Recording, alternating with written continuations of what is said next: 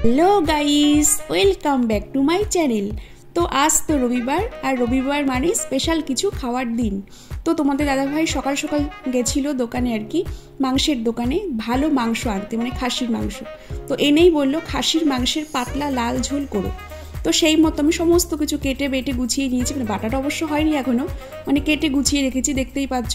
আর সাথে নিয়ে এসেছিল একটা আম, বললো কাঁচা আমের চাটনি বানিও। আলু কেটে ধুয়ে নিয়েছি, আলুটা ভালো করে লাল লাল করে ভেজে নেবো। আর আমার আলু ভাজাটাও হয়ে গেছে, এখন তুলে রাখবো। আর গোটা রসুন আদা পেস্ট করে নেব, আর পেস্টটা করে মানে করতে বসিয়েও দিয়েছি। আর দিকে মাংসটা কষাচ্ছি, লাল লাল টমেটো দিয়েছি তেলের ওপরে। আর দেখো কাঁচা পাকা লঙ্কা দিয়ে মাংসটা রান্না করছি। তো পাশে গরম জল বসিয়ে দিয়েছি, গরম জলটা এখন দেবো। আর কড়াইটা না ছোটো হয়ে গেছে, তো মাংসটা কষানো হয়ে গেলে বড় কড়াইতে ঢেলে নিয়েছি।